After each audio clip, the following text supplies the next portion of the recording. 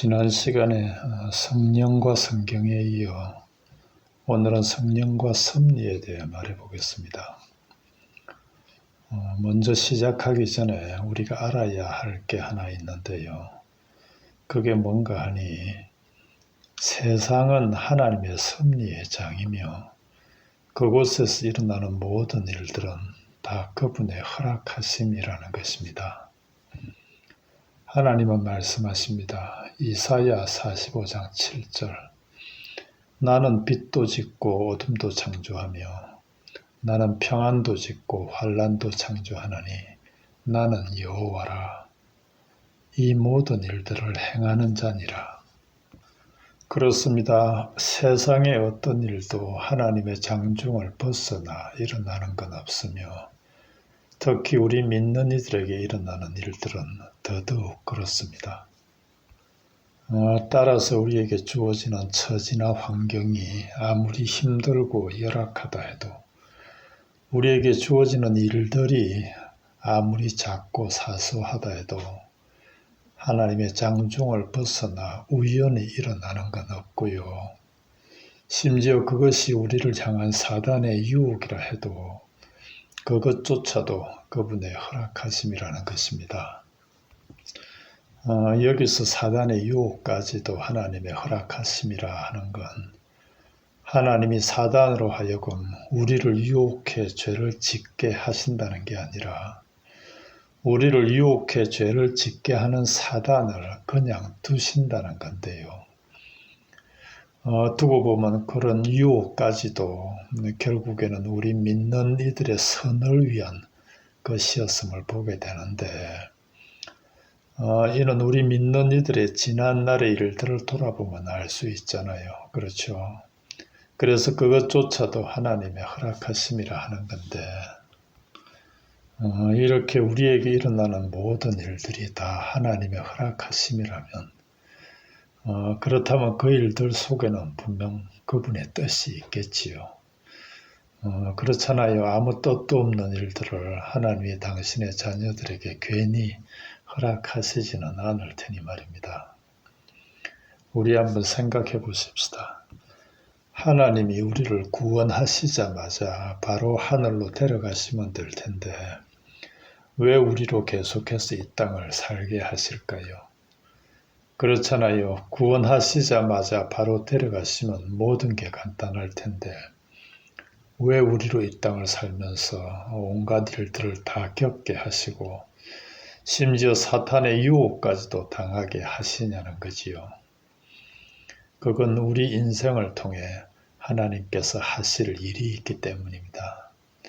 왜냐하면 그때부터 우리를 구원받은 자로 만들어 가셔야 하거든요. 따라서 그때부터 우리는 구원받은 자로서 알아야 할 것들, 즉 하나님은 누구시며 예수님은 누구신지, 그리고 나는 어떤 존재이며 내가 그분 앞에 어떤 존재로 지어져 가야 하는지 그런 것들을 깨달아 오직 그분의 은혜만을 붙들고 그분 앞에 온전히 자기가 부인되어 하나님만이 전부시고 나는 아무것도 아닌 하나님 전부 나는 전무임을 고백하고 그분께로 돌아가는 이런 구원받은 존재로 지어져 가야 하기에 그게 우리 인생의 목적이기에 계속 이 땅을 살게 하시며 그걸 위해 말씀을 주시고 온갖 일들을 다 겪게 하시는 거란 말씀입니다. 우리 모두 알다시피 우리가 구원받은 건 무슨 구원받을 만큼 성숙하고 잘나고 어려워서 무슨 구원받을 만한 자격이 있어서 구원받은 게 아니잖아요. 아무 자격도 없고 그저 허물과 죄로 죽어있던 마치 에스겔 골짜기에 널브러져 있던 마른 뼈 같았던 그런 우리에게 당신의 불가항력적인 은혜로 생기를 성령을 불어넣어 주심으로 그렇게 구원받아 하나님 앞에 산 자가 되었잖아요. 그리고 그때부터 그 성령님이 우리 안에 거하시며 우리의 눈과 귀를 열어 말씀을 통해 그리고 섭리를 통해 이렇게 우리를 구원받은 자로 빚어 가시는 거거든요.